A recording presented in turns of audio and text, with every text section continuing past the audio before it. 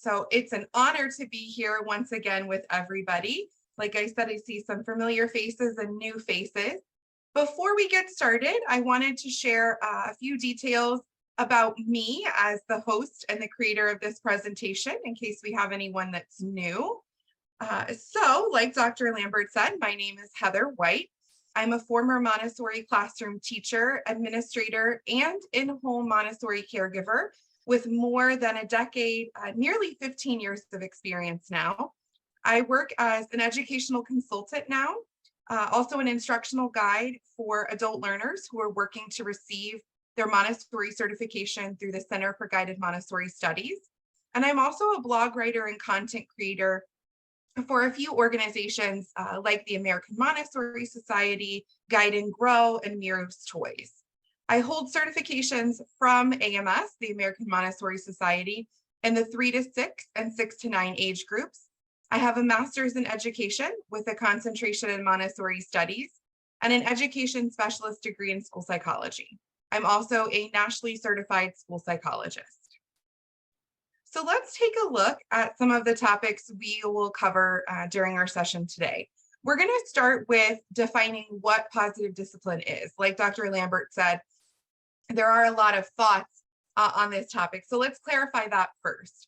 And then we'll review some of the criteria for positive discipline, as well as different tools and strategies that can be used in the positive discipline method. And then we'll take a look at how positive discipline connects with Montessori and can be used in the Montessori classroom. As I'm sure most of you know, if you've attended my presentations in the past, that's really where my heart is in the Montessori method. And positive discipline has such a nice blend to be implemented in the Montessori environment. So I wanted to start with a quote from Dr. Montessori, as I often do. I think it helps ground us as we get started. So Dr. Montessori once said, "Our aim is to discipline for activity, for work, for good, not for immobility, not for passivity, not for obedience." So a lot of times when we hear that word discipline, we think about implementing different strategies to get children to do what we want as adults. And Dr. Montessori said that's not what our focus should be. Instead, our focus should be to use discipline in order to empower and encourage children to get them engaged with things that are purposeful and meaningful, this work that she described. So here's one of those pause points that I noted. I would love to just hear from you all. Again, feel free to add to the chat or to raise your hands. If you've had any experience with positive discipline, or even just from the name itself, what do you think positive discipline is? Maybe what are some of the tools or strategies even? What does that term mean to you? What is positive discipline? Any thoughts on that? Go ahead, everybody. You can write your answers into chat.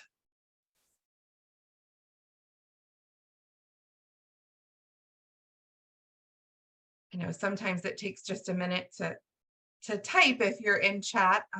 We'll pause here for just a couple more seconds, and then if there aren't any immediate thoughts, we'll go ahead and move forward just to make sure, like I said, we cover all of that content. All right, we'll go ahead and keep going, and hopefully this helps. Oh, I see one thing in chat. Oh, Dr. Lambert, Dr. Montessori, oh my goodness. Dr. Lambert said, talking about responsibility, absolutely, helping children understand how they can become responsible, contributing members to the classroom, to the home, to their communities. I see another comment here in chat, and it looks like I know. Everybody was sending it to me, but I just changed it. So now when you post in chat, it'll go to everyone. Sorry. Okay, perfect. Because I see one just came to me individually as well. Onaya says, positive discipline is the way one used to talk to a child for them to understand what is right and what is wrong. Absolutely. There's this this element or this component to help children understand what's expected of them, but through modeling and through open conversations. I also saw here, it looked like there was another comment and it's gone Remember, now. everybody, choose everyone when you send a chat. Make sure it says to everyone, not me, not Dr. Lambert, to everyone. That's helpful because then everybody gets to see it as well as we're listening Yes. to it. That's positive discipline. Love to have burden of someone or empathy. Yeah, this idea that children are able to understand what other people are going through and support one another. Absolutely. All right, let's go ahead and take a look at what the experts have to say about positive discipline. So positive discipline is a program that was developed by Dr. Jane Nelson, who you see pictured here. And it's actually based on the work of Alfred Adler and Rudolf Dreikurs, which are shown up at the top of your screen. And this is a program that's designed to teach young people to become responsible, like you were saying, respectful, right? Considering the feelings of others, you mentioned that as well, and resourceful members of their communities. Positive discipline teaches these important social and life skills in a manner that's deeply respectful and encouraging, both to children and to adults, including parents, teachers, childcare providers, youth workers, and others. So at its core, it has this element of demonstrating respect. And the idea of respect for children is a really big piece of how it connects with Montessori. And we'll get to that a little bit later. So Jane Nelson gives the following criteria for positive discipline. She outlines that in the positive discipline method, that adults should be kind and firm at the same time. It helps children feel a sense of belonging and significance. The methods are effective long-term, so not just in the moment. It's not just a quick fix for a child's behavior. It really is effective long-term. It teaches valuable social and life skills for good character, including respect, like we were describing, a concern for others, that empathy, problem solving, accountability, contribution, and also cooperation.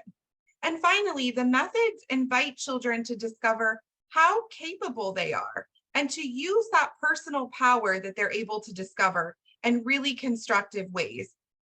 And again, if you've been here for some of my other presentations about Montessori, that should sound familiar, right? This idea of inviting children to discover their capability, to instill that confidence in them. I just checked the chat here. Antwi also said, good behavior with perfect character. Yeah, we're looking to model that good behavior for children and to encourage these ideals in them as well. So then diving a little bit deeper, here are some of the specific tools and concepts in positive discipline. There's this idea of mutual respect, like I just mentioned. This is where adults are modeling what it looks like to be firm and kind. They're showing this by respecting themselves and the needs of the situation. And they're demonstrating this kindness by respecting the needs of the child. So it's, you don't want to go, let's see, you don't want to do your homework and it's time to sit down and do our homework. That's a technique that's often used in positive discipline is yes, and another is asking instead of telling. And we'll get to that in just a minute. The next common tool is this idea of identifying the belief behind the behavior. So effective discipline recognizes the reasons why children are doing what they do, and then works to really try to change those beliefs to meet those children's unmet needs, rather than just trying to change the behavior.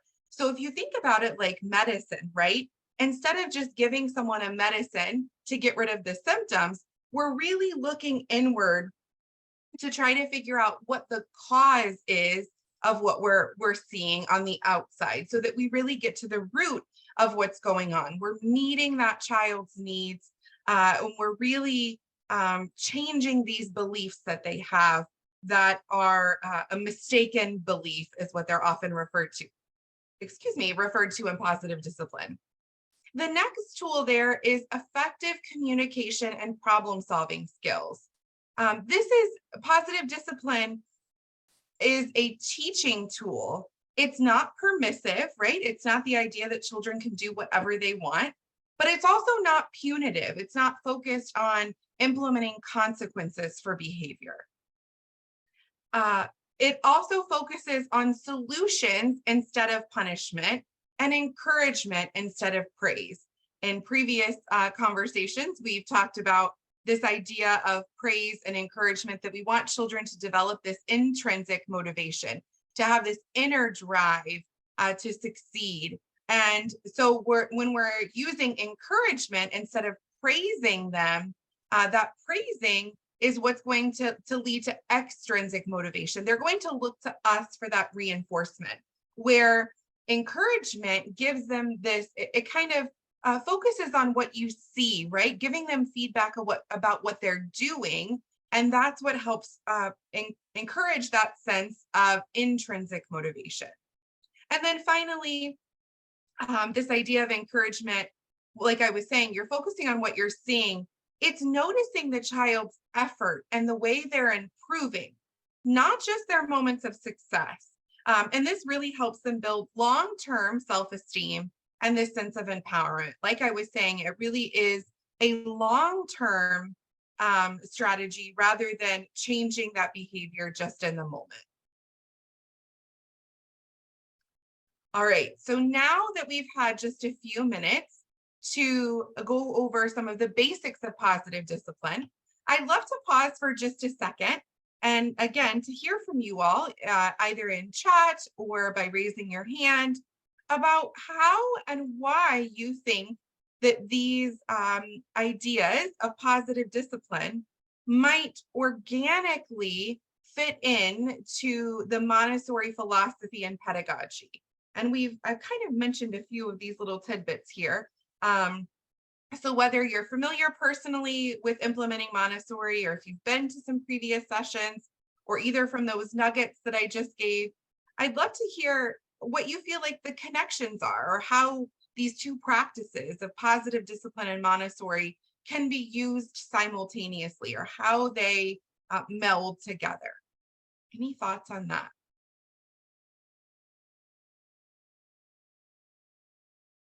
I was seeing some comments here in the chat. Good afternoon, Maurice. Thank you for being here. Collins, hello. Thank you for being here.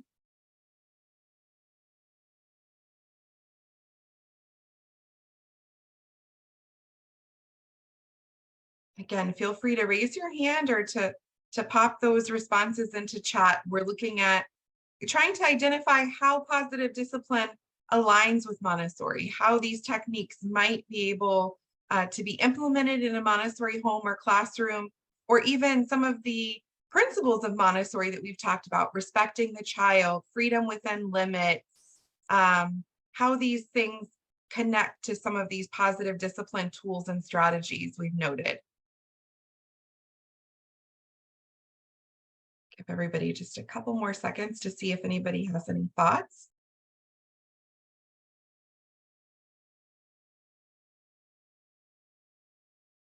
All right, let's go ahead and keep going. I'm hopeful then, it's a great thing you're all here joining, right? I'm hopeful then that our continuing of the presentation will allow you all to give the answers to those questions. All right, so Montessori and Adlerian principles are deeply connected. The only difference, really, if you're looking at these two philosophies, was that Montessori, Dr. Montessori, focused on developing an educational method, this pedagogy that followed the child. So she really focused on following the child with dignity and respect, while Rudolf Dreikurs and Alfred Adler really focused on behavior and using discipline methods that were focused on dignity and respect. So the focus is still on using and implementing dignity and respect for everyone, for parents, teachers, and also for the child. But Dr. Montessori developed an educational method And Adler and Dreikers were really more focused on the behavior and using these just positive discipline methods in and of themselves, not within a larger context. I see a note here in the chat. It builds skills of problem solving. Absolutely. Positive discipline and Montessori help encourage children to develop their problem solving skills. Alfred Adler also became an advocate for peace and for this revolutionary idea during his time that children are deserving of the same dignity and respect that we deserve as adults. He really believed strongly that children's personalities were shaped within those first 6 years of life, just like Dr. Montessori did. And research has confirmed that to be true. And Alfred Adler also felt like restrictions on a child's freedom and self-assertion were really a direct cause of later psychological challenges for that child. And if you remember, if you were here for previous sessions, Dr. Montessori also really believes in allowing children, right, that idea I was mentioning earlier, freedom within limits, of allowing children these freedoms that they have a right to. Both Maria Montessori and Alfred Adler also believed strongly in this holistic view of human development.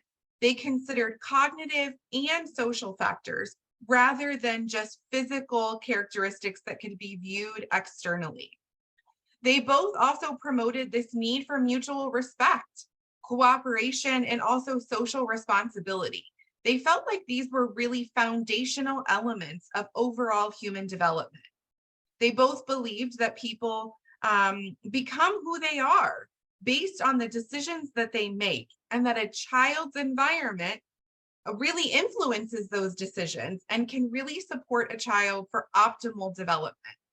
For Dr. Montessori, this optimal development came from this educational environment, this prepared environment we were talking about in the past, where for Adler, its source was more the social emotional environment, the way the child gets along with others. So that's a little difference there, but they really both were focusing on how this environment impacts the child's optimal development.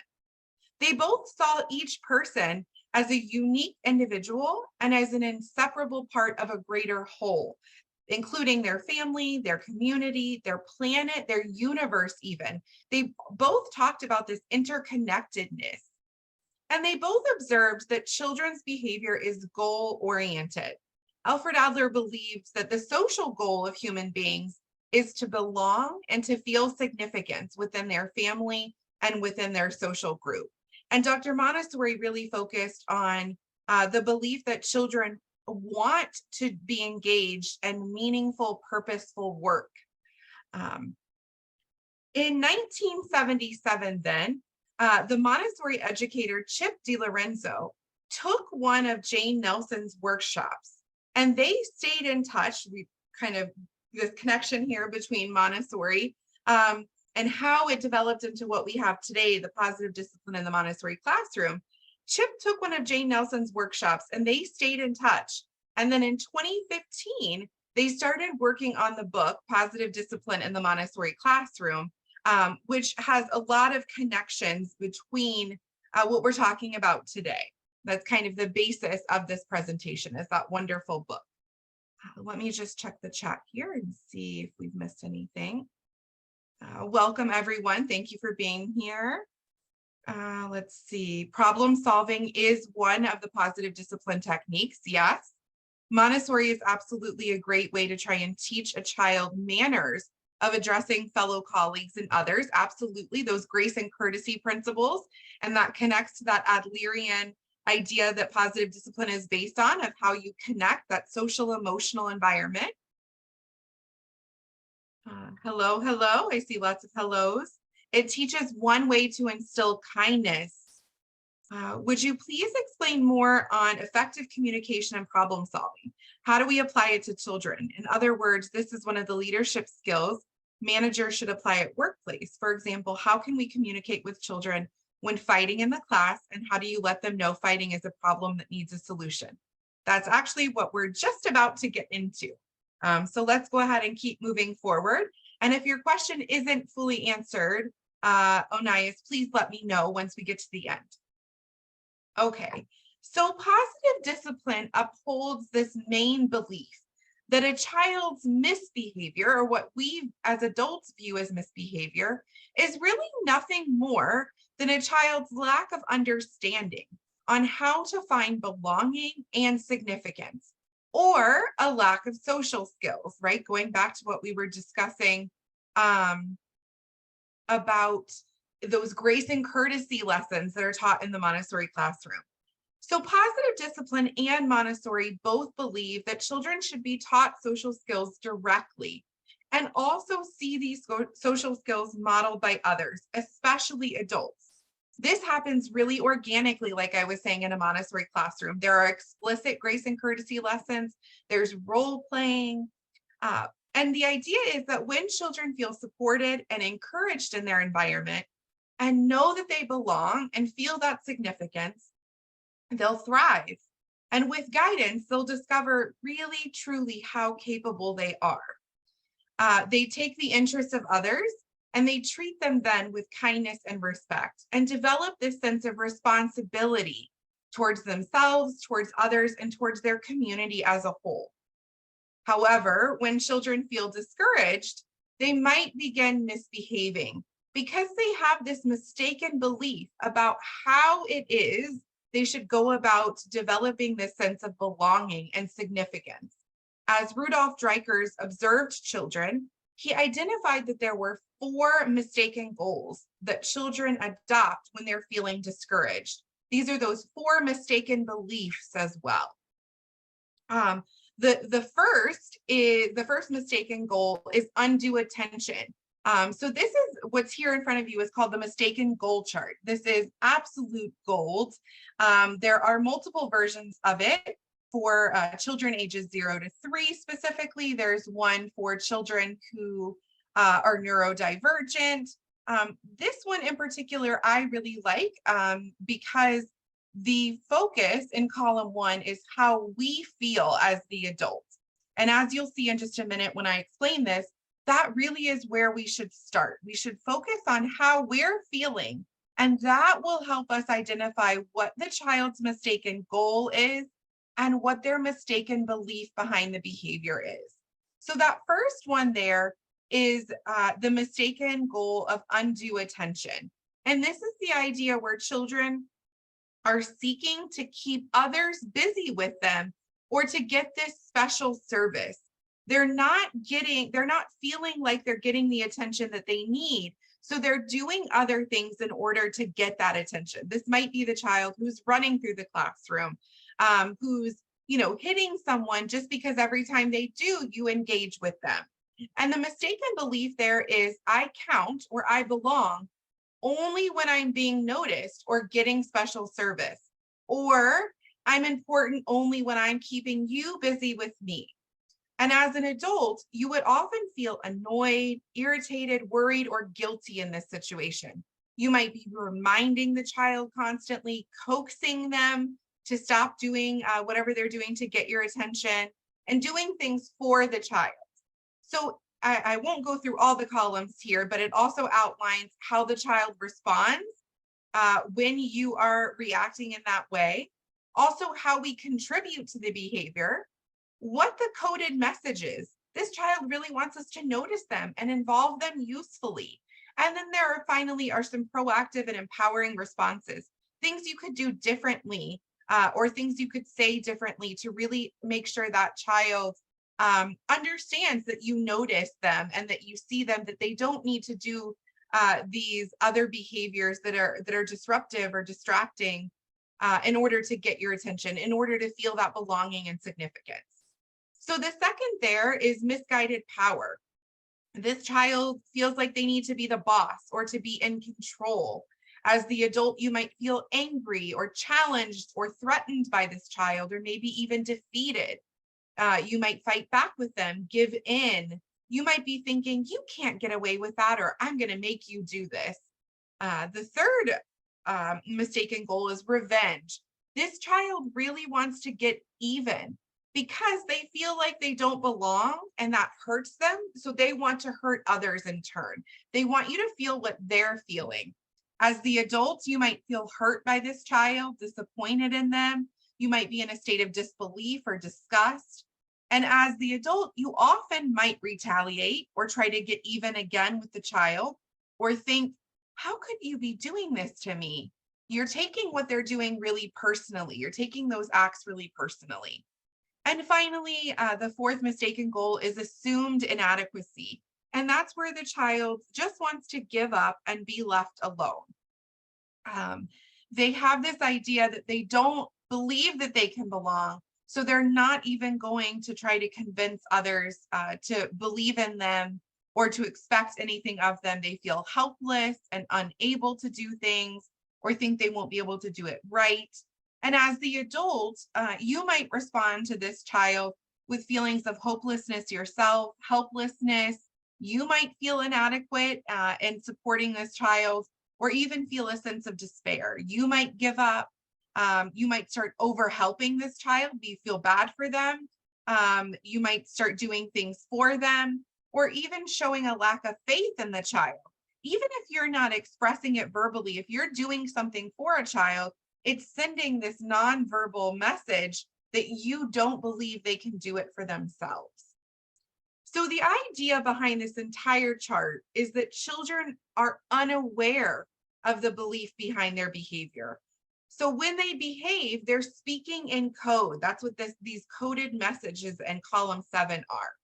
This code is decipherable, though, if we learn to identify the beliefs behind the child's behavior, how we're feeling, and then start to respond more effectively, meeting the child's needs instead of just stopping that behavior temporarily, which is what rewards and punishment do. Remember, we said we're looking for a long-term solution. I wanted to also draw attention here to the, I mentioned them just briefly, but column 8 are those proactive, empowering responses. So once you've worked your way through this chart, column 8 is really where you're going to get, well, what do I do about it? Yes, I'm feeling this way. Yes, the child wants me to notice them. What can I do to help them? So that's really what column 8 is going to help with. So for instance, for the child who's looking for that attention, you can redirect them by involving them in a useful way. You can say, I love you, and, for instance, I love you and I will spend time with you later. You're letting them know you care about them, but maybe you're not available right in that moment. You can say something only once instead of constantly reminding them and then act. You can plan special time with this child so they know they're getting that attention at some point. It's expected. It's part of that routine. Remember, we said in a previous session, children thrive on that sense of order. You could set up nonverbal signals or use touch with them. When you walk by, you could just gently touch their shoulder or rub their back, maybe, letting them know you're there and you see them. And so there are these helpful, empowering responses for each different type of misguided behavior or mistaken behavior, mistaken goals. I will add at the end as well, like I said, there's a few versions of this chart. You can find them easily by searching on Google, mistaken goal chart. You can look for specific versions, like I said, 0 to 3, but I'll link this specific one in the chat at the end for you. One last thing I want to note here is that not all socially ineffective behavior, if we look at it that way, behavior that we might see as misbehavior, really is misbehavior. Some children are neurodivergent, which we talked about last week, right? Maybe they have ADHD, maybe they're autistic, maybe they have Down syndrome, maybe they have a reading disorder like dyslexia. So these children might behave differently from typically developing children. Their behavior might not meet social norms and could be misinterpreted as misbehavior. Their actions, though, aren't driven by these mistaken goals or this mistaken idea of how to find belonging. Their behavior truly is caused by this physiological difference that they have little to no control over. So you are going to respond very differently to neurodivergent children. Sometimes these techniques might be helpful, but sometimes not. And I highly recommend, if you're looking for help in that situation, the book, Positive Discipline for, and let's see, I want to tell you the right title. I do have it here at the end of the presentation. I was looking, I thought I had it on my bookshelf, but I don't see it. Maybe I put it away. But I will make sure that I mentioned that at the end for you as well, because that might be something you all are needing. I'm going to check the chat really quickly.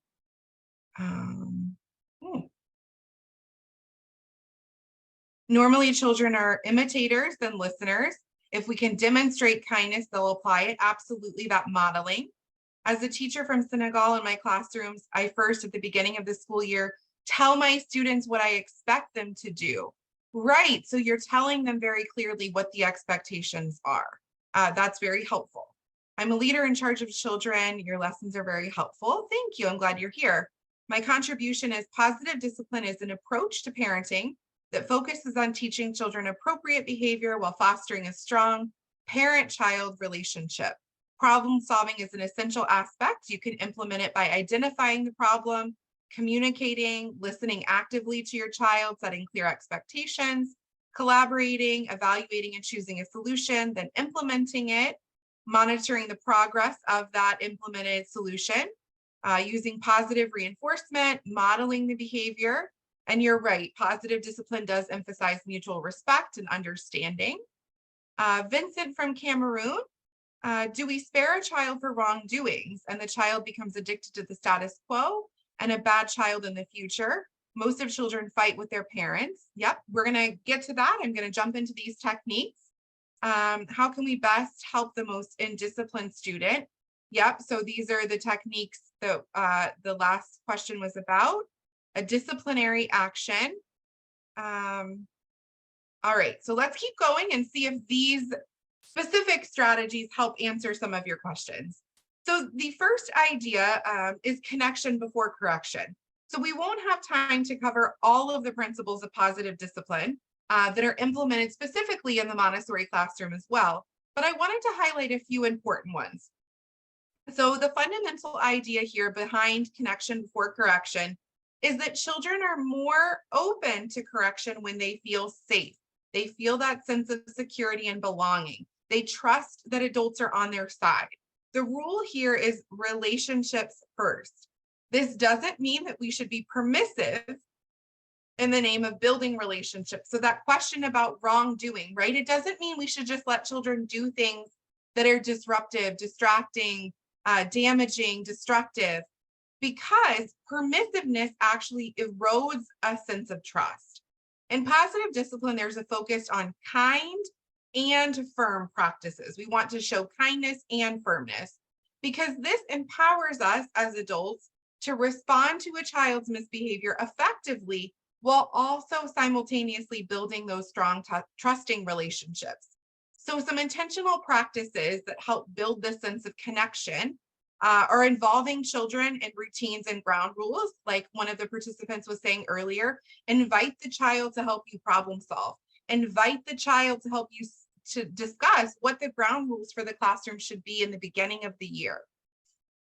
Celebrate classroom traditions, things like celebrating birthdays, holidays, annual lessons or activities that are given. In the Montessori classroom, there's something called a birthday walk, where a child gets to hold the earth in their hands, a little globe, and walk around a lit candle that represents the sun.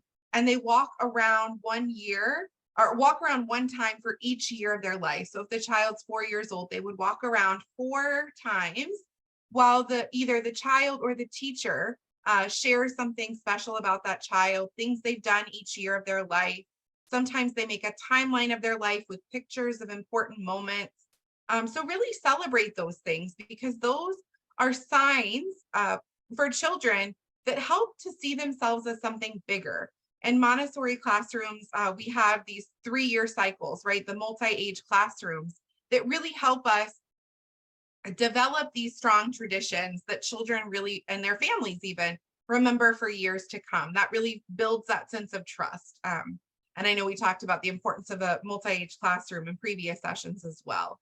Also, embrace your sense of humor. When we share our sense of humor with children, we laugh at ourselves or at a child's jokes, share your own jokes. We really show this vulnerability to them. It lightens more stressful situations and can really be an effective way to address misbehavior and get at the heart of what a child needs while also fostering that connection with them. Listen deeply to children or to others, that modeling, right? It creates this really deep human connection. So when a child feels heard and understood, they do experience that sense of belonging. Check in first with a child before you assume you understand something. This is a really simple but profound way to establish trust, cooperation, and connection. Too often we assume what we've seen and we act immediately, but often there's more going on under the surface than just what we see, especially when a child's exhibiting these challenging behaviors. Take some time to have fun together. There's so much to do in so little time, but it's really important to enjoy those special moments with children. So with that in mind, try to set aside some special time to spend with students one-on-one and in smaller groups. That's really going to foster that connection and develop deep, meaningful relationships. Maybe you have lunch with a student one-on-one each day, or take a moment to ask a child about their interests or activities outside of school. Do a special classroom job with a student each day, like cleaning up the snack area or straightening the shelves. Acknowledge each child's uniqueness and encourage it. It lets them know they're accepted and valued for who they are. Give children opportunities to contribute to the classroom community. Look for things that they can do. Focus on their strengths. Focus on progress, not perfection, right? That improvement we talked about. It helps children be encouraged and experience develop in a growth mindset. And then be vulnerable with them. We all make mistakes, and when we can be open and honest about our mistakes, it lets children know that it's okay to make them as well. Dr. Montessori talked about this vulnerability and humility as an important way to become that prepared adult in the classroom. The next positive discipline technique in a Montessori classroom is encouragement. Everything we do in a Montessori classroom, from preparing the physical environment to structuring these daily routines to our interactions with children, are all designed to encourage them. And all of the principles of positive discipline have the same aim at their root: to encourage children to discover their capability. Verbal encouragement is just one way we can do that. And it, like I said earlier, this is really something that can be confusing to parents and educators and caregivers, is what the difference is between praise and encouragement. So verbal encouragement focuses on the process, not the product. It focuses on the child's effort. It connects their effort with their results and focuses on the deed rather than the doer. It really focuses on developing trust with the child and trust in themselves and their own capabilities. Where praise might cause a child to feel pressured or manipulated, they might feel that an adult doesn't trust them and start to feel afraid to let that person down in the future. Encouragement, though, develops this connection. Like I was saying, a child feels confident, trusted, supported. So the chart here shows some examples of praise versus encouragement, right? The idea of, I'm so proud of you, versus I appreciate your help. You're so smart, right? You're focusing on who that person is instead of what you want to say is, you figured it out. You're focusing on the deed there. And there are also many nonverbal ways to implement and just demonstrate encouragement in a Montessori classroom. We promote independence through practical life activities, things like pouring, scooping, spooning, care of the environment like dusting, sweeping, wiping off a table. The materials are self-correcting. They isolate the difficulty, implementing one skill at a time. We allow the child to work at their own pace. We implement those grace and courtesy lessons, those social skills, and we allow for choice. Again, that multi-age structure as well. These are all ways that we are demonstrating faith in children. We're encouraging them in nonverbal ways. The next positive discipline principle found in Montessori classrooms is maintaining limits. So when adults become effective and consistent in maintaining limits, their behavior becomes predictable to children, and this fosters self-regulation. Children then can then respond appropriately because they anticipate what the adult's behavior will be, especially if that behavior is kind and firm at the same time. Maintaining limits consistently and respectfully, creates the sense of safety for children. It develops that trust. It invites them to cooperate and to navigate these social emotional environments, right? So that they can develop those skills on their own.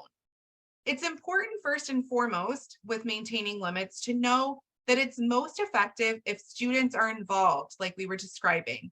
That creates that sense of mutual respect and social interest. They feel like they have a purpose and they have a say in what's happening.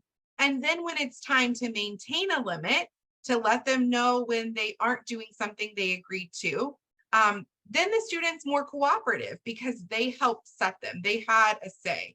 And so they feel this sense of ownership. Montessori uses the power of silence as well to maintain limits. For young children, you can just use a single word or a short phrase. You might say, walk, or please walk in the classroom, or even a nonverbal signal like this, right? Slow feet. These often are more powerful than saying, stop running, or please stop running in the classroom. You're going to fall and get hurt. That's a lot of words and it focuses on the negative. We want it to be positive, short, sweet, to the point. And sometimes just observing and doing nothing can work, right? If you're watching a child run in the classroom and they see you looking at them, that might be enough for them to pause or to redirect their own behavior. That idea of redirection, this is another way to maintain limits. Simply and respectfully prompt a child to shift their actions. So if a young child's taking out a material that's too challenging and you think it might create a mess, you might say, I have a really special work for you that I want to show you. Can you walk with me and come see it? You didn't tell them the work was too hard. You didn't tell them you were afraid they were going to cause a mess in the classroom or break something. You kindly redirected them to something else. Distraction is another way to maintain limits. You might start to sing a song quietly if children are getting too loud, or just stop and pause and be silent and wait for them to redirect their own behavior. And then also offering limits, right? The choice isn't whether we're going to put our shoes on, it's do you want to put them on inside or outside? The power of questioning and listening is another positive discipline techniques in the Montessori classroom. So you want to use reflective listening. First, you want to listen to what the child is saying, repeat what you heard them say, validate their feelings, and then ask them, is there anything else you want to tell me? And the idea of asking versus telling comes along here. So instead of saying, it's cold outside, you need to put your coat on, you could say, what do you think you need if it's cold outside today? Or what's the weather like today? Do you need anything else? And this really empowers the child and puts them in charge. The final technique here, I'm trying to hurry and wrap it up so I can answer questions, is class meetings. And this might be my very favorite. They build a sense of community and connection. They foster cooperation. This is a time when children can be involved in solving problems. They can also observe others solving problems to develop empathy and communication skills. They create this safe place for children to feel this sense of personal responsibility. So class meetings are ways that you can problem solve as a group. They're designed to develop critical social and life skills, and the agenda for the meeting is developed by the students and the teacher, right? Whether there's disagreement, something's not working. And so students have specific and important roles in facilitating the meeting for themselves, and they're involved in coming up and brainstorming the solutions to the problems. And the specific format of the meeting gives this sense of structure. Children are free to express their thoughts in a way that feels safe, but also in a way that allows them to take risks. I wanted to close here with one final quote from Dr. Montessori. And she said, discipline must come through liberty.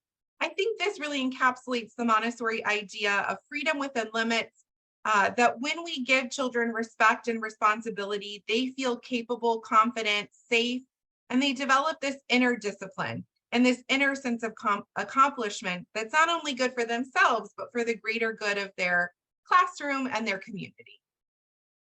If you want to learn more, this is the book I referred to quite a bit in the presentation, Positive Discipline in the Montessori Classroom by Jane Nelson and Chip DiLorenzo. These are some of the other versions. Like I said, there's a book for 0 to 3 for children with disabilities. This is one specifically for the classroom. It's not Montessori. There's one for parents. So tons and tons of versions. If you look up Positive Discipline, and Jane Nelson is the author or co-author on all of them, there's lots to find. I'll leave this up here with my contact information while we go through and answer some questions. I believe we have about 10 minutes or so, 10 or 15 minutes for questions. So let me go back here. I'll work up from the bottom. Let's see, please share with us the materials. So that last page were the recommendations that I have for the Positive Discipline books. And I believe the slideshow will also be available to you in PDF form. Let's see. Okay, someone's offering suggestions and help to another member. Thank you so much for that. It looks like my suggestion is to communicate the child's family and more about the child. Absolutely, that's helpful to be in communication with the parents, because parents have zero contributions. That's a challenging situation because some of the behavior might be transferring, right? If that child isn't getting their needs met at home, right? If they aren't getting their needs met, they don't feel like they're getting attention, that could translate into the classroom. So that's that undue attention. Or maybe they're feeling frustrated by not getting their needs met at home. And so then in the classroom, they are being revengeful. They're seeking revenge because they're angry that they're not being noticed or appreciated at home. I want to ask if parents always in loggerhead, how would this affect the child's development? Yeah, so just what I was mentioning, right? That if parents aren't able to implement these same kind, firm, positive discipline techniques, identify what their children's mistaken needs are, mistaken beliefs, that then those misbehaviors appear in the classroom. And so then it's up to us as caregivers and educators to try to identify what the child's mistaken goals are, what their needs are, and to implement some of those strategies to help. Before to correct, oh, go ahead, Dr. Heather White, can you go back and show that picture of the books again? Absolutely. There you Okay, go. that's what I wanted to see. Okay. Yep. You can continue on.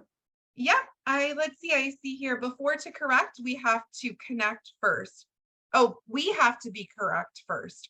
Show your children that you are correct, that they learn from you physically, value those who have the best attitudes, let them know what are the advantages of discipline in our society and daily life. Absolutely, that goes back to that setting the expectations initially, letting children know what you're looking for, model for them what those behaviors look like. A lot of times children are going to learn first through our behaviors and the example that we set rather than just our words. I have this problem with, it says, hello, I'm Gilberto from Angola, and I have a problem with my kid. He's not in school yet, but he's always trying to get attention to him, and he never stops in one place. And I was starting to think this kind of behavior is not normal. Please tell me what I should do to solve this issue. So I will come back to the books. I just wanted to go back for just a moment to the mistaken goal chart. So what I would ask you to do, Gilberto, is to focus here on column 1 and think about how you're feeling. Are you feeling annoyed, irritated, worried? It sounds like, right? Is this behavior normal? And sometimes parents and educators feel like, well, I feel emotions in multiple categories. Hone in, there's one major emotion, and often this is the most difficult thing to do, is to identify how we feel and to really hone in on what that main primary feeling is. If this is how you're feeling and this is how you typically react, then probably what your child is trying to do is find a way to belong or to be noticed. So these are the empowering responses that I would encourage you to try to use some of these things. Find ways that you can plan special time with your child. Create routines so that they know what to expect. Things are consistent. They feel that sense of order. Involve them in finding solutions. So let them know, be very clear in simple terms. Let them know what they're doing that's bothering you, that's worrying you or annoying you. And don't try to make them feel guilty. Just say, I noticed that you are trying to get my attention. And then let's say, you're often running in the store or whatever the behavior is that the child is trying to get your attention. Do you notice that you do that? And see what they say. And then ask, well, it's really not safe to run in the store. What do you think we could do differently? And see what they come up with, see what they brainstorm. There are a lot of really great techniques. I'm going to pop this here in the chat as well. As far as that questioning and brainstorming and how to do that with children of different age, there's a book called How to Talk So Little Kids Will Listen. Kids will listen. And there's multiple versions of that book as well. I said little kids because you said that the child wasn't in school yet, so I assume they're younger.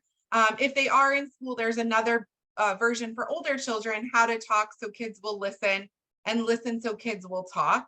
That's geared for children that are a little bit older. But I encourage you to check that out as well. There's a lot of really great strategies for going through that brainstorming or problem solving process. I did see, I'm going to go back here to the book page for you. And I saw someone ask for my email address. It is on that last page, but I'll pop it here in the chat as well, since we're on the resource page here. Onias asked for the presentation, and I believe that will be available to you afterwards, maybe through, is it their portal, Dr. Lambert, or where they log in that they can have access to that? Yes, exactly. There's a link in the quick menu for AIU Live Classroom. Perfect. Just doing a quick check here to see if I missed any questions. We just talked about getting attention. Being the best example to children is practicing what we say. Absolutely. That's that modeling, right? Because children are probably more than likely going to do what we do and not what we say all of the time. So we need to model that for them. As far as disciplinary action, what I would encourage you to do in this book, Positive Discipline in the Montessori Classroom, or if you do a little research on your own, you can find some information about different types of consequences. So there are natural consequences, logical consequences, and there's a third type that really looks at you and the child making an agreement of what the consequence will be if the child engages in a certain behavior. Natural consequences are things like the child was running and they fell and scraped their knee, or they weren't carrying the pitcher of milk carefully and they dropped it on the floor and it spilled. Things like that create teachable moments. And then logical consequences are things, for instance, you ask a child, do they need something because of the weather outside and they say no, or you ask a child to get their coat because it's cold outside and they say no, and they go outside and they're cold. That's a logical consequence. So I would encourage you to look up those and to focus more on consequences rather than punishments, because consequences are going to empower the child and focus on creating more positive, appropriate behavior than these punitive methods that really belittle the child and erode that sense of trust. And again, we want to make sure we're connecting with them and developing that trust before we can try to correct their behavior. I do see a question here about a child with some discipline challenges and trying all of the methods possible and the behavior hasn't changed. Again, I would encourage you to go back to that mistaken goal chart. Maybe try that problem solving with them and involving the child and what they brainstorming how they can change their behavior.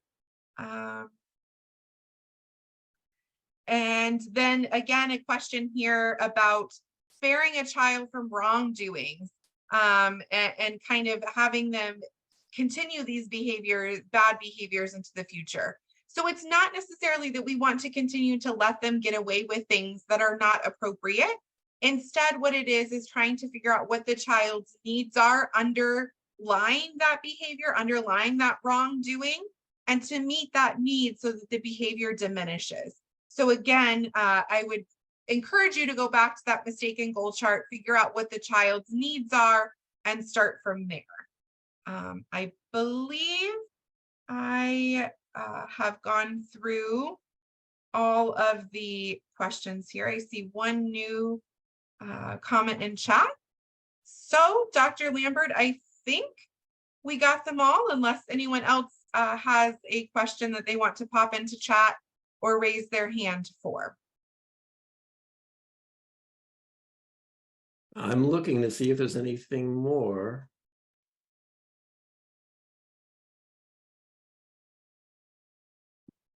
You know, there's so much. I see this presentation as so complete in so many details, even down to the power of silence. Absolutely. That's there's a game that we play in the Montessori classroom, and I think it's neat that it's referred to as a game. It's called the silence game. And Dr. Montessori, in one of her books, talks about the children actually that she worked with initially developed it. And it's where you bring all of the children together and you kind of make it magical. You know, I want to invite you to play a game with me. I want everyone to close their eyes and we're going to make silence. Have you ever made silence before? And so you just make it into this really powerful, magical experience. And I mean, you could hear a pin drop in the classroom. It's so incredible to experience. It gives you chills, actually. And then afterwards, talking to them, when you were making silence, what did you notice? And then they realize that in doing so, they can tune in. Oh, I could hear myself breathing. I could hear the fish tank. And so it really allows them to pick up on these really small details. And you can talk about how powerful that is, that they can make silence anytime they want, and how it can help them feel more positive, to take deep breaths, to bring them back to their bodies or into the moment. Allowing a child to have a sense of belonging provides a positive outcome in the classroom. Oh, thank you so much for the kind words. I'm so glad to have you here with us.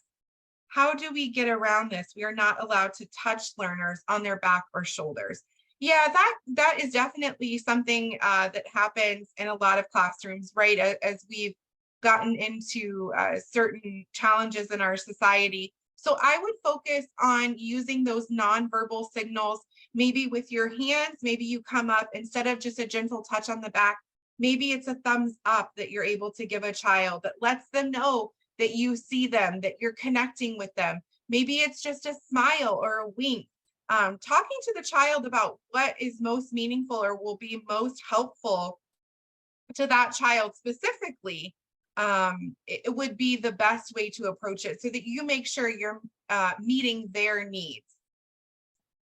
Another way is to have a speaker listener implemented in the communication protocol. Yes, so in the Montessori classroom, we often have what's called a peace table, and it talks about this and that positive discipline in the Montessori classroom book as well. And there's often some kind of object. A peace rose is a really popular version. There's actually a book called The Peace Rose that models and explains to children how to use it. But the idea there is that the person who's holding the peace object is the one that's talking and the other person is listening.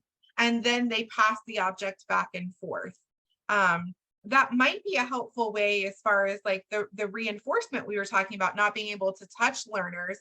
I've heard of people using a piece object that children can place on their workspaces, on their desk, their rug, that lets the teacher know that they need a little check-in, they need a moment. And so if that child has this small little dove on their workspace, or maybe it's a little peace sign, that lets the teacher know it's a nonverbal signal that that they need your support. Or the opposite, right? That you as the teacher could place something like that on a child's rug, just letting them know, I see you, I acknowledge you.